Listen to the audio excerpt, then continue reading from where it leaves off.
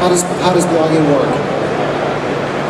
Yeah, I mean, it works, but it's amazing. I've run into a lot of bloggers who don't realize that you do have some people who subscribe to your blog and they check it regularly, but it's all alerts. Everything is alerts. And it's amazing how many people are running their information coming in there toward them based on alerts. So I'm going to guess that you don't even have you don't understand even 90% of the people who are reading your message, because they've got alerts firing on off. And it doesn't matter that they subscribe, it doesn't matter that they know you. But this is happening more and more.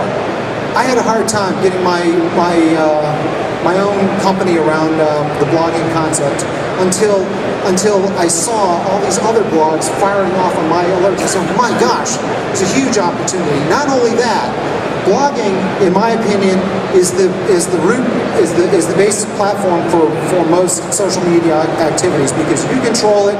People can contribute right on your blogs, but the shorter formats, and we're going to spend a little bit of time on Twitter.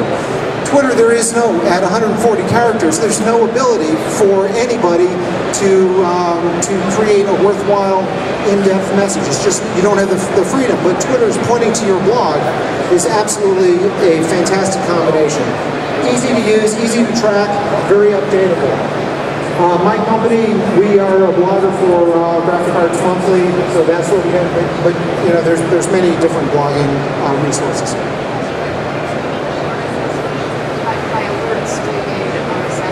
RSS feeds work, or else just Google alerts. Go into Google, dig in their sub-menus, and then select alerts, and then choose whatever words or combination of words you want.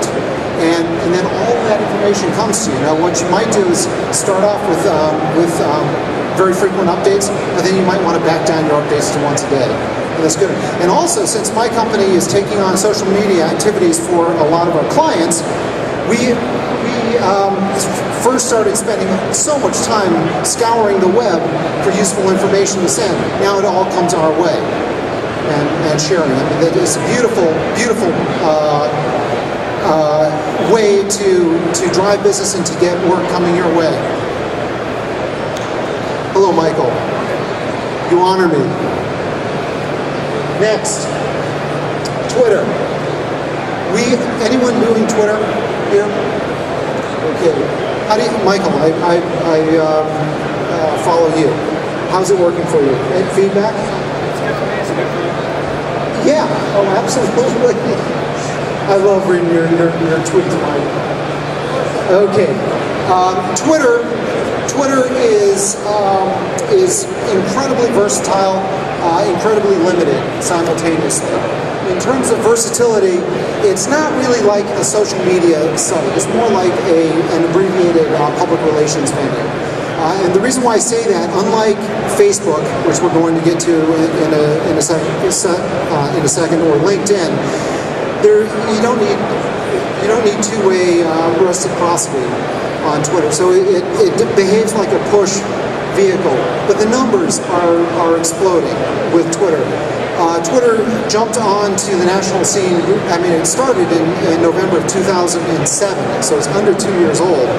But then Ashton Kutcher challenged CNN, I think it was, maybe April, to see who can get to a million followers first.